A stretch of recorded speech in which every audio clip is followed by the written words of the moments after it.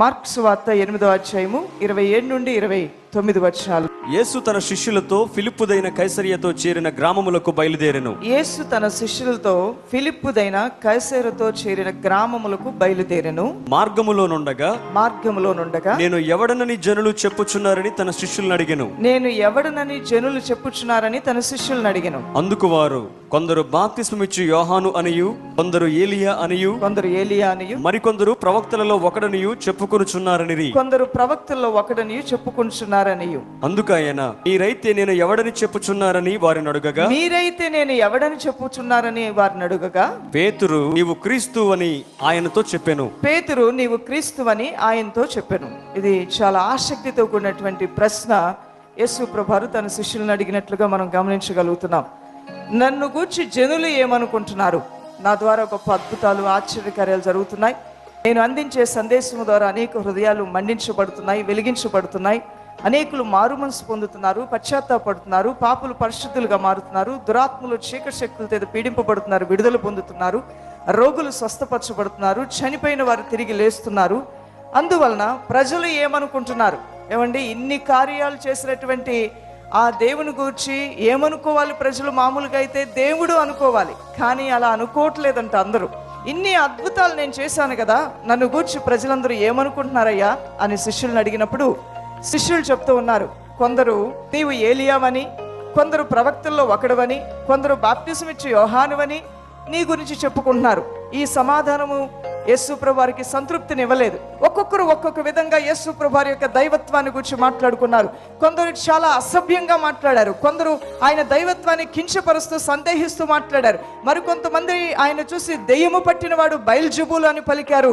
ఇలాంటి మాటలన్నీ కూడా సహించుకుంటూ నిజమైన దేవుడు, సర్వశక్తి గల దేవుడు ఓర్పుతోనూ సహనంతోనూ కనికరంతోనూ ఆయన ప్రజలందరినీ క్షమించి మన్నించి అందరి నిమిత్తమై, పాపుల నిమిత్తమై, ఆయన నమ్మిన వారి నిమిత్తమై, నమ్మని వారి నిమిత్తమై, ప్రతి ఒక్కరి నిమిత్తమై తన రక్తాన్ని చిందించి ప్రాణాన్ని పెట్టినటువంటి ఆ దేవుని యొక్క ప్రేమ ఎంత అద్వితీయమైనదో, అద్భుతమైనదో. అందువల్లనే వాక్యంలో రాయబడి ఉంది, దేవుడు లోకమును ఎంతో ప్రేమించును.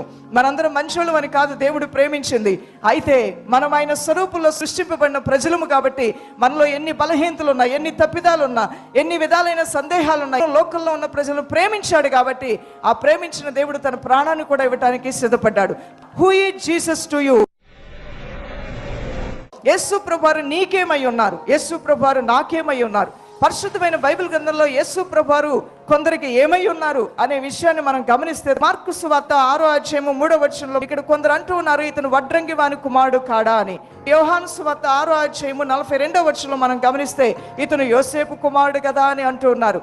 యోహాను సువార్త 9వ అధ్యాయము 24వ వచనంలో మనం గమనిస్తే ఇతను పాపి అని కొందరు అంటూ ఉన్నారు. మత్తయి సువార్త 12వ అధ్యాయము 24వ వచనంలో మనం గమనిస్తే ఇతను బయల్జెబూలు అంటూ ఉన్నారు.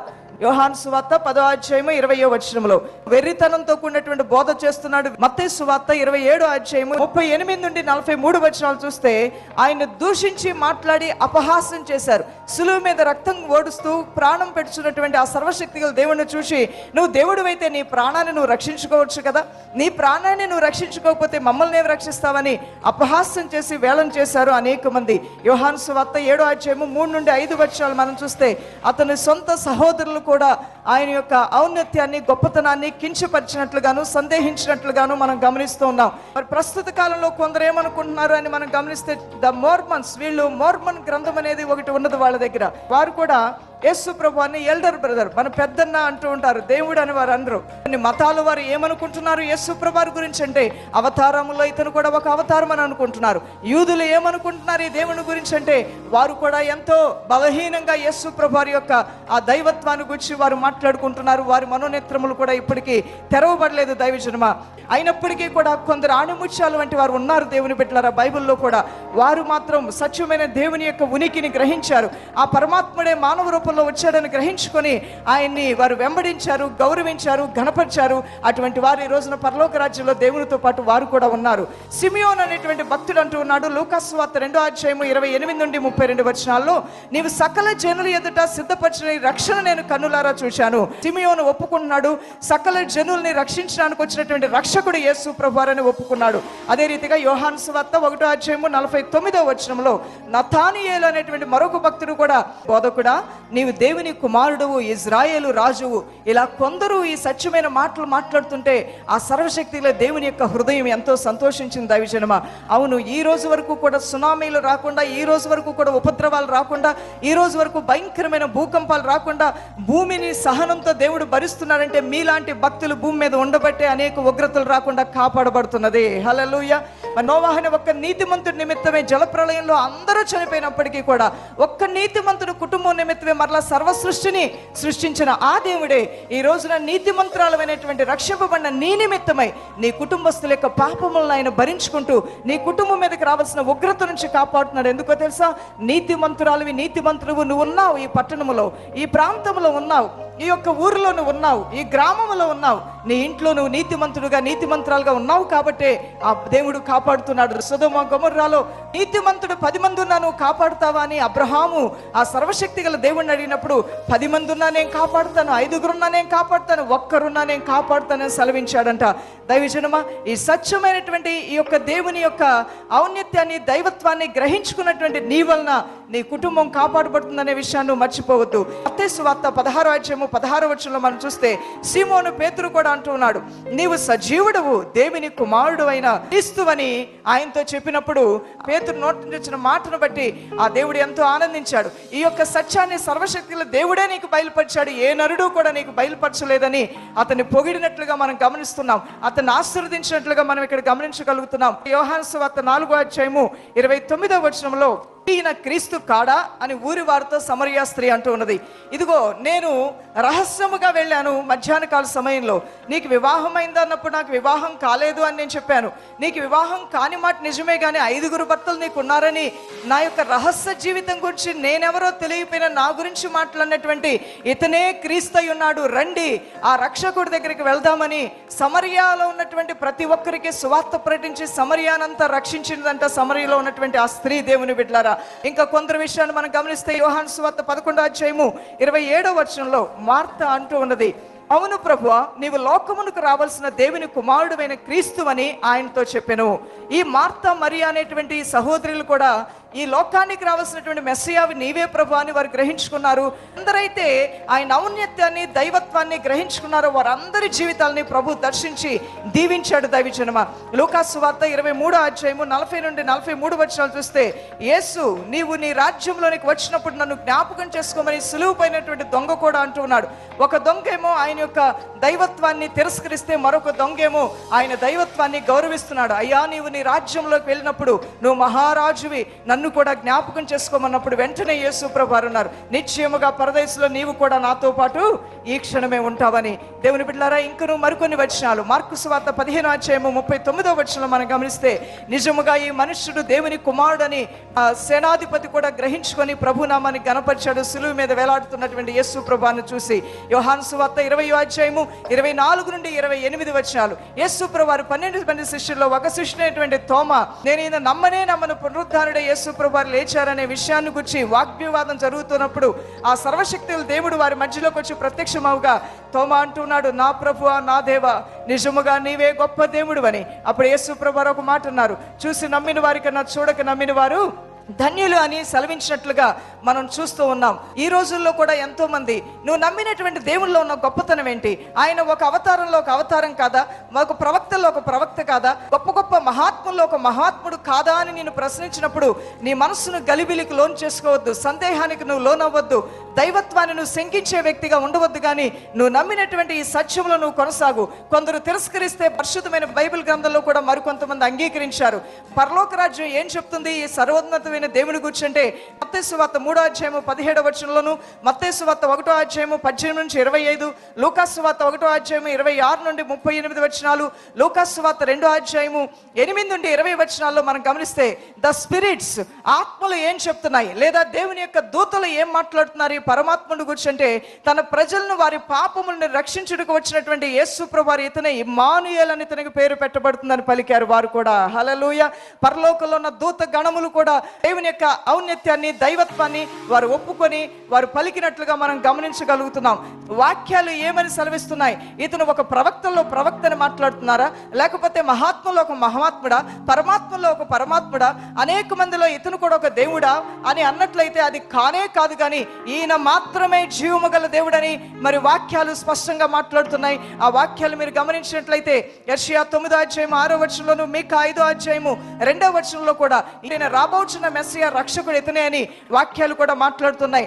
సెయింట్స్, పరిశుద్ధులు ఏం మాట్లాడుతున్నారు? మనుష్య కుమారుడుగా వచ్చిన ఈ దేవుని గురించి పరిశుద్ధులు ఏం మాట్లాడారంటే మత్తయి సువార్త 16వ అధ్యాయము 17వ వచనంలో, నీవు సజీవుడవు, దేవుని కుమారుడు అని, క్రీస్తు అని పరిశుద్ధులు మాట్లాడారు. ద సేవియర్, నీవే రక్షకుడు అని యోహాను సువార్త 14వ అధ్యాయము 9వ వచనంలో కూడా మరికొంతమంది భక్తులు ఆయన గురించి మాట్లాడినట్లుగా మనం గమనిస్తున్నాం. దైవజనమ, ఈ రీతిగా మనం మాట్లాడుకుంటూ వెళ్తే మరి యేసు ప్రభువు వారు తన గురించి తను ఏం మాట్లాడారు? ఇప్పటి వరకు కూడా మనం మనుషుల అభిప్రాయాలేంటి, దేవుని యొక్క దూతల అభిప్రాయాలేంటి, పరిశుద్ధుల యొక్క అభిప్రాయాలేంటి, యేసు ప్రభువు వారి గురించి అని మాట్లాడుకున్నాం. అసలు యేసు ప్రభువు వారు ఆయన తన గురించి తన డెఫినేషన్, తాను ఏమై ఉన్నాడో తను మాట్లాడారు.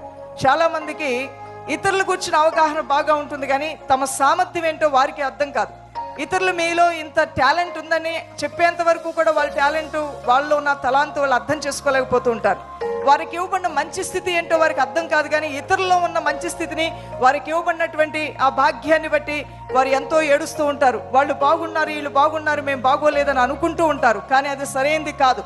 అందరికన్నా నువ్వే బాగున్నావు. నువ్వు గ్రహించుకుంటే, ఒక్కసారి నీ అంతరంలోకి వెళ్ళి నువ్వు పరీక్షించుకుంటే, నీకేవ్వబడిన తలాంతులు, నీకేవ్వబడిన సామర్థ్యం, నీకేవ్వబడిన కృప అనేక మంది కంటే కూడా గొప్పగా ఉన్నదనే విషయాన్ని నువ్వు గ్రహించుకోవాలి. దేవుని బిడ్డలారా, ఇతరుల గురించి మనం మాట్లాడడానికి ముందుగా మనం ఏమై ఉన్నాము అనేది మనం గ్రహించుకున్నప్పుడు నిజంగా చాలా స్టేబుల్ పర్సన్గా నువ్వు ఉండగలుగుతావు. నీ వ్యక్తిత్వం ఏంటో నీకు తెలియాలి, నీ బలహీనతలు ఏంటో నీకు తెలియాలి, నీ బలం ఏంటో కూడా నీకు తెలియాలి, నీలో ఉన్నటువంటి పాపం ఏంటో కూడా నీకు తెలియాలి, నీలో ఉన్నటువంటి పరిశుద్ధత ఏంటో కూడా నీకు తెలియాలి, నీ సామర్థ్యం మీద నీకు నమ్మకం అనేది ఉండాలి. ఇక్కడ యేసు ప్రభువు స్వయాన సర్వశక్తి గల దేవుడు. అందరూ ఏం చెప్పారనేది ఒక విధంగా ఉంటే, అసలు దేవుడు తన గురించి తనేం మాట్లాడారు? ఆయన కూడా నేను ఒక ప్రవక్తని, నేను దేవుణ్ణి కాదన్నాడా? లేకపోతే నేను కూడా అందరిలో ఒకటినే అన్నాడా? వాళ్ళు చెప్పినట్లుగా ఆ బయల్జెబూల్ అన్నమాట నిజమే అన్నాడా? వాళ్ళు చెప్పినట్లుగా ప్రవక్తలు నేను ఒక ప్రవక్తని అన్నాడా? వాళ్ళు చెప్పినట్లుగా నేను వడ్రంగవాని కుమారుడిని, యోసేపు కుమారుడిని, కానీ దైవ కుమారుడిని నేను కాదని చెప్పాడా? అలా ఎన్నడూ ఎప్పుడూ చెప్పలేదు. దైవజనమ, ఆ సర్వోన్నతమైన దేవుడు చెప్పినటువంటి మాటలు మనం గమనిస్తే చాలా అద్భుతంగా ఉంటాయి. యోహాను సువార్త 14వ అధ్యాయము 9వ వచనంలో వాక్యం ఈ విధంగా రాయబడి ఉన్నది, he that hath seen me hath seen the father. నన్ను చూసినటువంటి వాడు నా తండ్రిని చూశాడని ఆయన తన గురించి తను మాట్లాడుకున్నాడు. యోహాను సువార్త 10వ అధ్యాయము 30వ వచనం, I and my father are one. అంటే నేను అదేవిధంగా తండ్రి కూడా ఒకటే అయి ఉన్నాము అని, తండ్రి యందు నేనును, నా యందు తండ్రి ఉన్నారని తన గురించి తను సాక్ష్యం చెప్పినట్లుగా మనం చూస్తూ ఉన్నాం. యోహాను సువార్త 8వ అధ్యాయము 58వ వచనం, Jesus said unto them, verily verily I say unto you, before Abraham was I am. యేసు అబ్రహాము పుట్టక మునిపే నేను ఉన్నానని మీతో నిశ్చయముగా చెప్పుచున్నాను అని చెప్పాడు. మా యొక్క పితరులైన అబ్రహాము కన్నా నువ్వు గొప్పవాడివి అన్నప్పుడు యేసు ప్రభువారు అంటున్నారు, అబ్రహాము పుట్టక ముందే నేను ఉన్నానని నిశ్చయముగా నేను మీతో చెప్పుచున్నాను అన్నాడు. భూమికి పునాదులు వేయబడక ముందే నేను ఉన్నాను, నేను ఉన్నవాడును, అనువాడును, ఆది సంభూతును, ఆల్ఫా ఒమేగా, నేను మాత్రమే అయి ఉన్నానని తన యొక్క ఉనికిని గురించి, తన మహిమను గురించి ఆయన గొప్ప అద్భుతంగా మాట్లాడుతున్న ఈ మాటలు చదువుతుంటే చాలా ఆశ్చర్యకరంగా ఉంటుంది. యెషయా గ్రంథంలో నేను మాత్రమే దేవుణ్ణి, నేను నా మహిమను వేరే వారికి ఇచ్చేటువంటి వాడును కానీ కాదు అంటున్నాడు. దైవజనమ, యోహాను సువార్త 14వ అధ్యాయం 6వ వచనంలో, Jesus said unto I am the way, the truth. యేసు ప్రభువారు ఇక్కడ అంటూ ఉన్నారు, నేనే మార్గము, నేనే సత్యం అంటున్నారు. యోహాను సువార్త 6వ అధ్యాయం 35వ వచనం, జీవాహారము నేనే అని ఇక్కడ మాట్లాడుతూ ఉన్నారు యేసు ప్రభువారు. యోహాను సువార్త 8వ అధ్యాయం 12వ వచనం, I am the light of the world. నేనే ఈ లోకానికి వెలుగై ఉన్నాను అని ఆయన మాట్లాడుతున్నారు. యోహాను సువార్త 10వ అధ్యాయం 9వ వచనం, I am the door. నేనే మార్గమును అని ఆయన మాట్లాడుతున్నారు. యోహాను సువార్త 10వ అధ్యాయం 11వ వచనం, I am the good shepherd. నేనే మంచి కాపరిని, నేను మాత్రమే మిమ్మల్ని రక్షించగల దేవుణ్ణి అని అంటూ ఉన్నాడు. పరిశుద్ధమైన బైబిల్ గ్రంథంలో అద్భుత కార్యాలు, ఆశ్చర్య కార్యాలు చూసిన ప్రతి ఒక్కరూ కూడా యేసు ప్రభు వారిని దేవుడిగా అంగీకరిస్తూనే వారు ఇంకా గొప్ప విశ్వాసం కలిగి వారు అనుకున్నారంట, ఆయన ఒక్కసారి మమ్మల్ని తాకితే, ఒక్కసారి ఆయన మమ్మల్ని చూస్తే, ఒక్కసారి ఆయన పాద ధూళి మా మీద పడితే మా జీవితాలు ధన్యమైపోతాయి, మాలో ఉన్న దురాత్మలు పారిపోతాయి, మాలో ఉన్న రోగాలు తొలగిపోతాయని విశ్వసించి ఆయన వస్త్రమును తాకటానికి పరుగులు తీశారు. ఆయన నోటి మాట ద్వారా ఒక ప్రవచన వాక్కు వినటానికి ప్రజలు పరుగులు తీశారు. ఆయన ఉన్న స్థలంలో నిలబెడితే చాలు ఆశ్చర్య కార్యాలు జరుగుతాయని ప్రజలు నమ్మారు. దైవజనమా, ఇంత గొప్ప దేవుడు నీకేమై ఉన్నారు? Who is Jesus to you? నీకు యేసు ప్రభువారు ఏమై ఉన్నారు? ఆయన నిన్ను తాకితే అద్భుతం జరుగుతుందని నువ్వు నమ్ముచున్నావా?